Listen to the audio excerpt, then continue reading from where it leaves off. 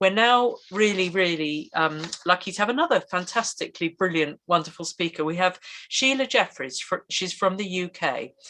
Sheila Jeffries writes in the areas of sexual politics, international gender politics, and lesbian and gay politics. She has written 12 books on the history of politics and sexuality.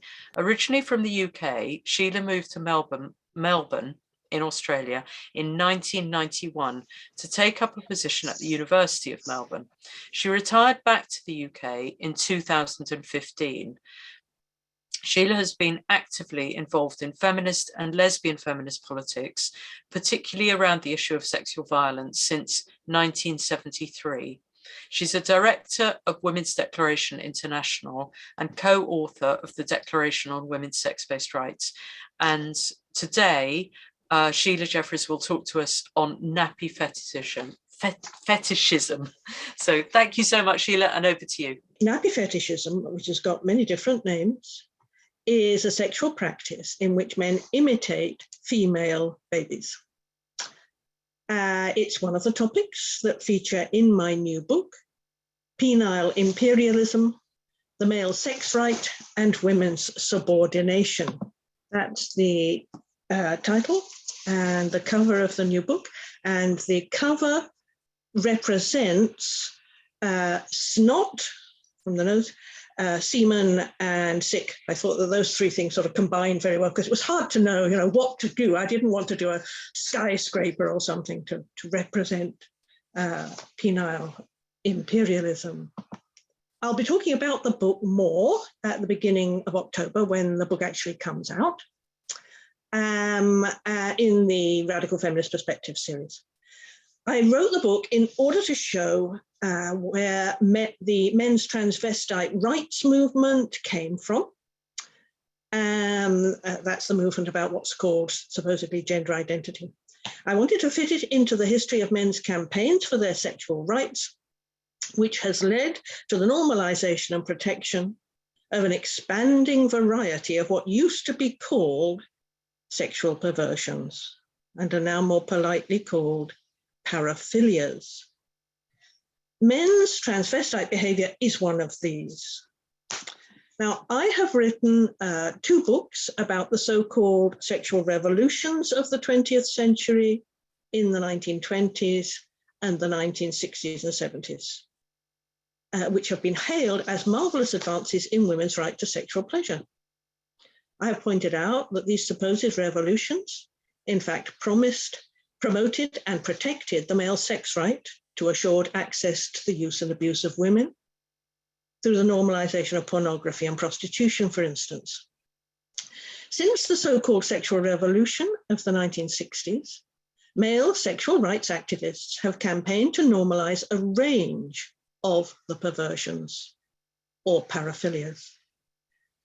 These are forms of men's sexual behavior which pose serious harm to women and children. They're exciting to their male practitioners because they transgress boundaries and involve the eroticizing of power difference. The huge expansion of the sex industry out of the sexual revolution transformed the exercise of male sexuality.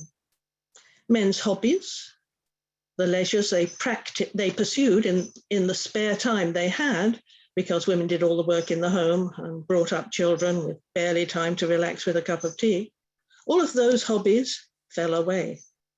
Not so many men now seem to be doing train spotting or stamp collecting.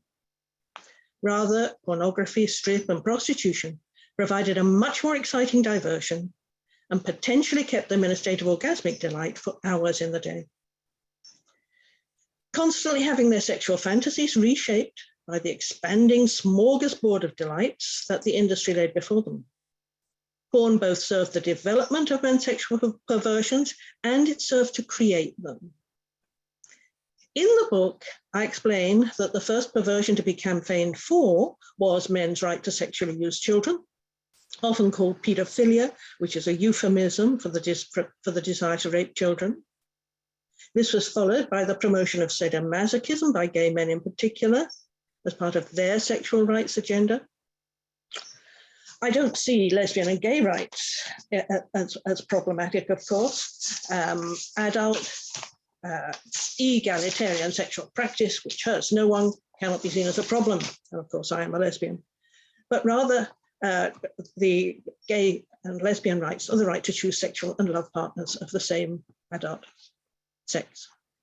Now, in the case of each of the men's sexual paraphilias that I cover in the book, paraphilia is a euphemism for what used to be called perversions. I explain the tactics that the male campaigners used. Some campaigns have been more successful than others. The campaigns are usually preceded by the creation of specialist pornography and involve the creation of specialized support groups and interest groups, these days online, and the creation of specialized shops to buy fetish equipment, e.g. man-size high-heeled shoes for transvestites and man-size nappies. The support groups are expanded into lobbying organizations which campaign for normalization and social and legal approval. An important part of the campaigning is to pressure the science of sexology and the medical profession into changing the way in which the paraphilias are classified and to change the language that is used to describe them. Instead of being perverts, the practitioners say they are people, they rarely admit they are almost entirely men, who cannot help themselves and should receive social approval and support. They say they are biologically this way and just acting out a natural behavior. They are not suffering from any form of mental health problem. When I finished the book last year, I wrote confidently that though nappy fetishism was developing support groups, pornography, specialized shops, and so on, it was unlikely to precisely follow the fetishes of sadomasochism and transgenderism in campaigning for legal rights and social acceptance. Little did I know. A couple of news stories in the last 2 months have made it clear that I was wrong. Men's nappy fetishism is now being normalized in ways that surprise me. And I've been writing about this sort of thing for a long time. So I want to move on now to talk specifically about nappy fetishism, often called adult baby syndrome. The acronym BDSM, Bondage, Discipline, and Sadomasochism, which was previously called sadomasochism on its own, has experienced continuous expansion so that it now covers a wide range of men's fetish behavior. What the practices have in common is the eroticizing of a power hierarchy. Nappy fetishism, though, is relatively new. It does not yet have a fixed name, either in the medical or in the hobbyist literature. It is called variously nappy fetishism, adult baby syndrome, age identity disorder, infantilism, and much more. And it involves adult men choosing to wear nappies and or engage in what they see as the behavior of babies and small children, female babies, of course. This can range from making baby talk to demanding that women change their soiled nappies and wash their bottoms, or it might mean wearing special adult baby clothes. They may choose to do this occasionally or all the time that they are at home, or wear nappies under their regular clothes in public. And this is a typical nappy fetishist. There's a large amount, of course, of erotica online, but this is a perfectly ordinary variety. This would be a very standard man. And there are now, of course, increasingly huge numbers of these men. In the case of nappy fetishism, it resembles other forms of men's fetishism in not being a private practice. It's mostly carried out in private homes or in workplaces where women and children are forced to observe or take part. Some practitioners demand that their wives service their fetish by enabling them to be babies on a permanent basis. And some demand that special nurseries are created in their homes in which their wives can attend to them. At the moment, the wives have been pretty silent about all of this, but they will, of course, come out and speak about it. The practice has been disseminated through the online pornography industry and the hobbyist community of nappy fetishists only in the last decade. Though there are a couple of examples in the sexological literature of cases of this practice from the 1960s, no diagnosis has been deemed necessary in the DSM, that's the Diagnostic and Statistical Manual, And it's only in the last decade that an academic interest has developed. An article from 1964 was called An Unusual Perversion, for instance. And another case was recorded in 1965. But the next flurry of interest was in the early 2000s. And this has only become more than a trickle in the last decade. The recent considerable increase in the practice, however, is indicated by specialized online shops and even one bricks and mortar establishment selling equipment such as a plethora of specialized, as well as that, there is a plethora of specialized dating sites and chat rooms on Reddit, for instance. Considering that this fetish behavior is new, it might be surprising to find that it is defended by its practitioners as innate, something that cannot be controlled or changed. But this is being said by those fetishists.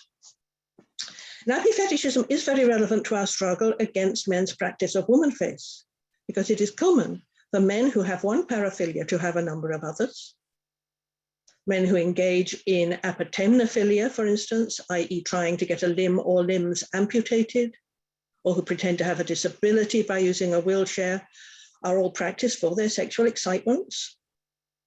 And they often also engage in the fetish of transvestism. And the most famous exponent is a man who calls himself Chloe Jennings White. Let's have a look at Chloe. Here is Chloe Jennings White. He's a mountain climber with transvestite and disability fetishism.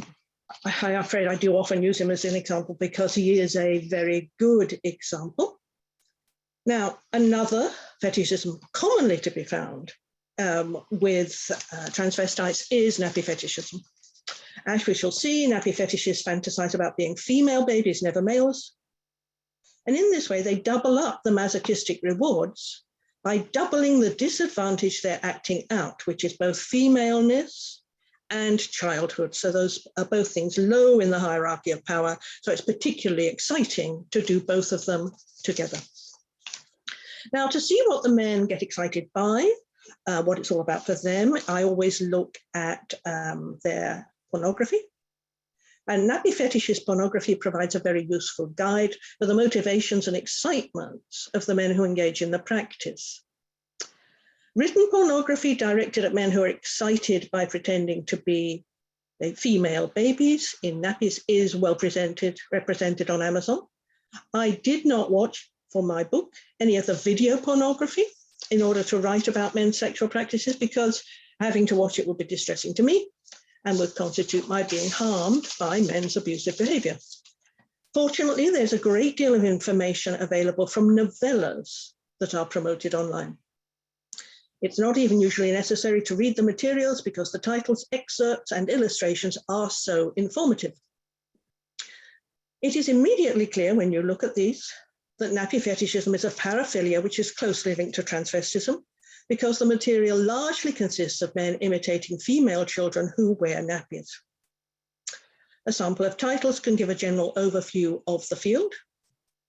Babied by My Neighbor, for instance, has graphic descriptions and descriptions of diaper sex, adult baby role play, facials, that's ejaculation on the face, masturbation, oral and rough penetrative sex, that's the description that was on the cover. The action in the excerpt, in the book, it includes a girl in a nappy who manages to ejaculate like a man. Another title, Becoming His Baby, contains masturbation, forced regression, humiliation, soft diapers, age play, lots of cum, that's what it said on the cover, and concerns a schoolgirl who meets a man on the way back from school and has a secret, read nappy, under her skirt. Then there's Training Little Sophie, which concerns transvestite incest pornography. Extract says, on the morning of my 18th birthday, I woke to a shock. I was locked inside an adult-sized playpen, determined to stay the man of the house's little girl forever. I soon found myself wearing a diaper and acting like an adult baby. I knew it was wrong, but some taboo fantasies are just too tempting to resist. Now, I want to look at the effect of nappy fetishism on women and children. Nappy fetishism, like all of men's other paraphilias, has harmful effects upon women and children. One way in which women are harmed is through sexual harassment by nappy fetishists. Like transvestites, these fetishists are excited by getting reactions from women. They want an audience to witness their behavior in order to gain maximum arousal. And doing their perversion just in their own bedroom or on special weekends away is not as exciting as performing in front of horrified or fearful women in the women's toilets, for instance. We can see the nappy fetishists going out onto the streets so that they can get their excitements in the same way as transvestites are able to do. Now, this photograph I found on a nappy fetishist support site, and it's described as a man who's just stepped off a tram in Prague. Now, in case anybody thinks that this man has just lost his way and forgotten to put his trousers on, there's a description in the forum which says, by a man who's obviously a nappy fetishist, who says that this sort of behavior, and he says that it's particularly exciting for the men because they feel very humiliated, that's the word he uses, from being out in public like this. This behavior is an embarrassment because it can give nappy fetishists a bad name. So really, they should not do it. And now, nappy fetishists are target female airline staff, university lecturers, carers, and of course their wives and partners. The most usual form of assault is to demand, under various pretexts, that the women change their soiled nappies. In one case on Vancouver Island, the university's former director of human rights and workplace safety filed a complaint with the British Columbia Human Rights Tribunal alleging that Nanaimo University failed to adequately support and protect professors, staff, and students from the exploits of a nappy fetishist. The man, who was in his 40s, engaged in various forms of harassment. He sent his female English professor pictures of himself in just a nappy and pointing to a soiled nappy as part of an assignment. He would ask professors to speak in a baby voice and read children's stories. He would ask the university nurse to change his dirty nappies on 2 occasions, and the second time she refused. But obviously the first time she had to do that. Over years, he was involved in various other kinds of harassment of women, such as complimenting them on their clothing while leering at their chests, repeatedly asking staff members to go on dates, and following female staff members. The men who demand that women handle their feces generally argue that they suffer from some disability that would require this, and that failure to service them would be a form of discrimination. In a case in Arizona, Paul Menchaca, 31, was charged with fraudulent schemes and sexual abuse after pretending to have Down syndrome so that he could hire carers to bathe him and change his nappies. Menchaca posed as a woman, Amy, and claimed to be his own mother, to hire the women who were asked to punish him in timeout and take away his privileges. The first carer told police that she'd helped bathe and change the man's diapers on 30 separate occasions. In 5 separate incidents, Menchaca reportedly told her that his genitals were not cleaned well enough. He became sexually aroused by the women's ministrations, which was, of course, the whole point of the exercise. There are increasing numbers of these examples, including men doing this to air hostesses and so on. Now, nappy fetishism is often one of a palette of paraphilias, as I've said, that a man entertains, which may include transvestism and child sexual abuse in the same person. One study of paraphiliacs pointed out that only 30% of their 561 study subjects, quote, confined their deviant behavior to only one perversion. So they generally have more than one. In the case of Terence Moore from Newcastle, He practiced all three of his related paraphilias at the same time, which is the sexual abuse of children, nappy fetishism, and transvestism. Had been jailed for previous sexual offences against a girl under 13, and was then trapped by a group of paedophile hunters who interrupted him twice in 3 months, trying to meet a boy of 15, equipped with adult nappies, a baby bottle of milk, and a dummy. The court heard how the defendant's rucksack contained a variety of these materials. It does seem likely, though, that there are a number of different forms of this child sexual abuse on the part of nappy fetishists developing. In the case of one man, he actually killed his son because his young son was about to expose him. So where children become aware of the nappy fetishism in families, it can be dangerous. Dylan Redwine, who was 13, went missing and was later found dead after a court-ordered visit to his father, Mark Redwine, in the state of Colorado. Dylan's older brother described photographs which it is believed that the child confronted his father about. They show the father eating feces out of a nappy he was wearing, whilst dressed in women's clothes and makeup. Mark Redwine was indicted on charges of second-degree murder and child abuse. When men's fetishism focuses on feces specifically, rather than on soiled nappies as part of adult baby sexual games, it can cause very considerable problems for other citizens. This was the case in Cornwall in the UK, when a slurry, that is the excrement of animals, fetishist, engaged in 8 years of harassment of a farming family in order to express his fetish, which consisted of rolling naked while masturbating in animal feces.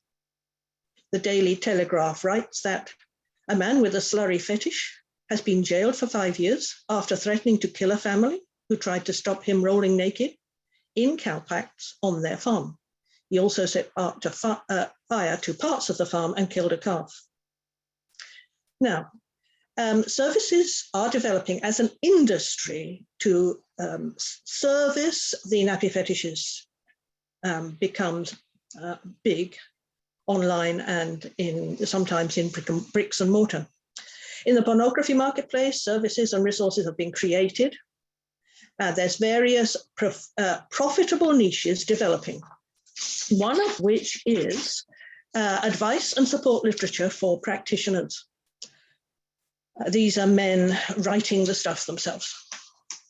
One man, Michael Bent, with an interest in adult babyhood, has produced several books and other written resources with the help of his wife, apparently. His 2015 book, Adult Babies, Who Are We and What Do We Do?, purports to be an introductory primer for an emerging practice. He seeks to set out a correct language for his sexual interest, which gives it a suitable gravitas and respect. He says that diaper attraction has been referred to in unflattering terms as a psychosexual paraphilia, but he prefers adult infantile regression. The Bent's books present nappy fetishists as the victims of some innate problem that should be treated with sympathy because they have a difficult time. It is, they say, an essentially unremovable part of life. Another niche consists of materials purportedly written by the complicit wives of nappy fetishists to advise other wives how to surface their husbands' predilections. They read as pornography for the fetishists and as wish fulfillment because these men want their wives to agree to play their games. They are likely to be written by the fetishists themselves, but they do lay out the full problem that wives can face when their partners require their compliance. One example of this literature is Maggie Joyce's Managing the Full-Time Permanent Adult Infant Caring for the Total Adult Baby. Joyce's book is published by AB, Adult Baby Discovery, which is the online bookstore run by Michael and Rosalie Bent, specializing in nappy fetishist books and articles. Joyce explains that her husband, Melissa, would assume the persona of a female baby in secret at first, and over the years, Melissa became slowly more infantile. His growing children were simply told, "Daddy wears nappies." Her husband tried to hold back the tide of her permanent infancy for 10 years while the children were young.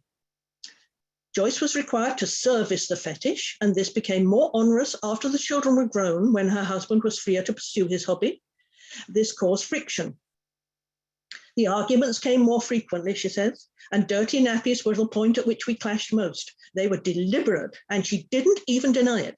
But she didn't soil at work, because that would be a very big problem. She soiled at home, and it was a source of great distress and argument for us both. The story depicts the continuing psychological torture of an apparently long-suffering female partner, in which she's worn down bit by bit towards accepting behavior she abhors. Amongst the services the nappy fetishists require is advice on a matter of producing feces or urine into a nappy. For most people, there's a strong barrier to engaging in defecation in public places or in diapers. They will usually have been potty trained as infants not to do this.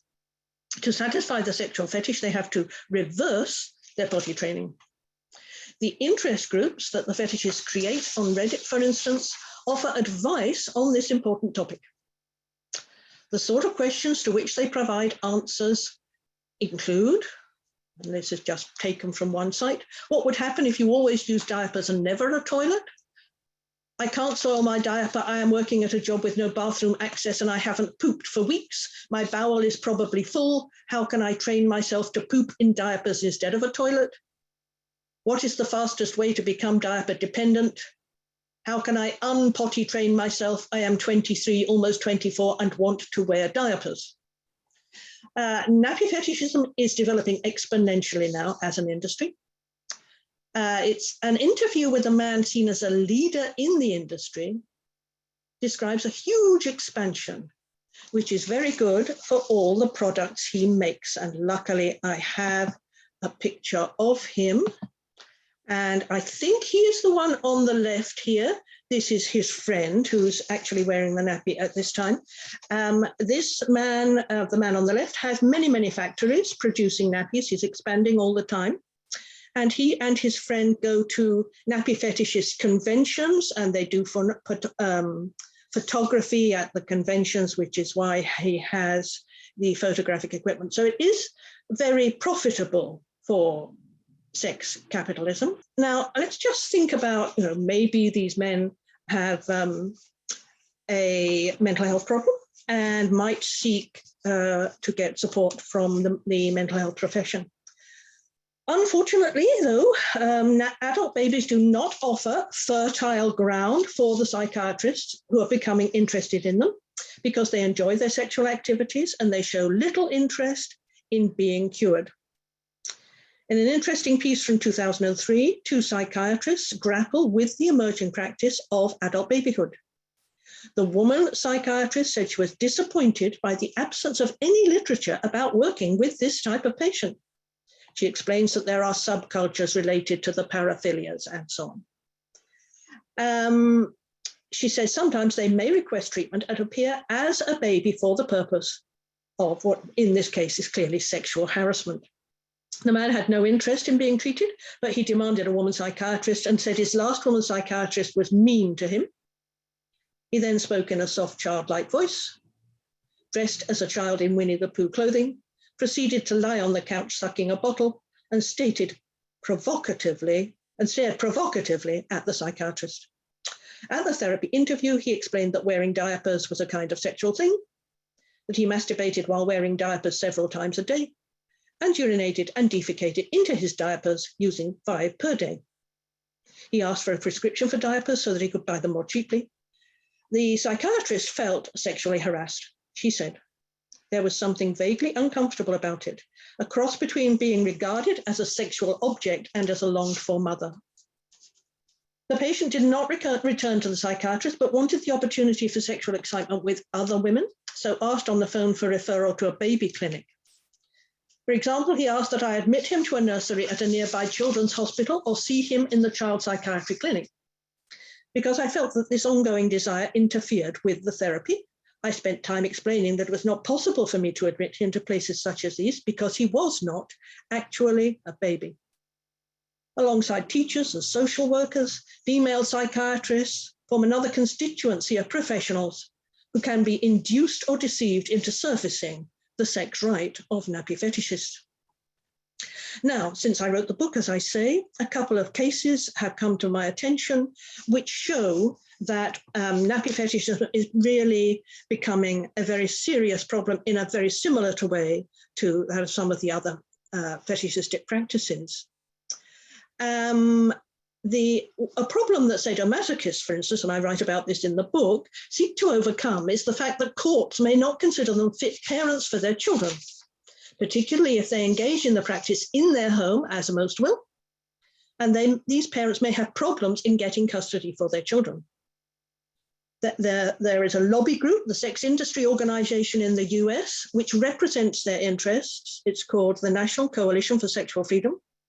It provides lawyers to argue for sadomasochists in court and wants law change to protect their rights. The argument is that cutting and beating, whipping and bondage are all normal sexual activities, which children can be expected to put up with in their parents. The nappy fetishists are on their way to making the same arguments, but do not yet have the same level of clout as the sadomasochists. Thus, in a court case in Australia this year, a father was banned from seeing his children whilst he was obviously wearing a nappy. In a case before the family court, the father, whose behavior of wearing nappies and indulging his fetish around the home had led to his wife leaving him, had been prominently wearing a nappy when he dropped off his children with his ex-wife after a visit. He claimed he was being discriminated against because of his association with the adult baby diaper community.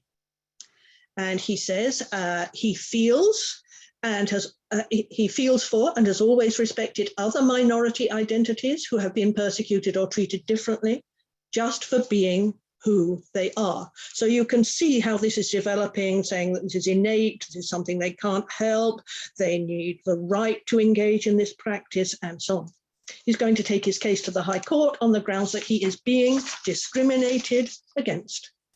Another case is about the right to wear nappies in prison. A right to be a nappy fetishist is now being developed into the right, in the same way as the right to express gender identity.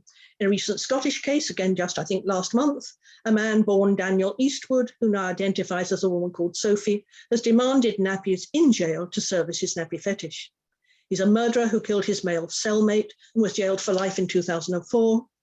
He told prison officials that he identifies as a baby and is entitled to nappies and special pureed food, and that prison guards should hold his hand when escorting him from his cell. According to the newspaper report, his demands are being taken seriously and he's been provided with a baby's dummy. The advance by nappy fetishist campaigners in getting their perversion to be seen as innate is indicated by the fact that a prison spokesperson says, it's difficult to know if she really does feel a natural inclination to be treated like a baby or if it's just some kind of attention seeking. Well, what could be a natural inclination to be a baby? But this is a sign of the way this perversion is headed. I'll just finish off here now, I think. It worries me that forms of men's sexual behavior that I thought were too disgusting or grotesque to ever be seen as natural are on the way to being seen in that way. It does seem there's no limit to the variety of men's paraphilias that are being created in pornography and moving out into the public world. And in penile imperialism, I say that feminists need to be challenging these harmful forms of the male sex right one by one, and this can be very successful. We are, after all, starting to have significant success in challenging men's gender identity fantasies in Europe, in Australia, and in the US at this time. And I was thinking just now that I probably should mention one of the ones that's moving forward, which is naturism. I didn't put this in the book, but there are big campaigns by the British Naturist Association for men being able to be naked just about anywhere. They could be next to you on the bus, they could be in a restaurant, and so on and so on. There's no laws against naturism of this form, men being naked in the street in this country. And naturism is very fascinating, what they do at all their resorts and so on. Didn't have time for that this time, maybe another time. So I'll stop there.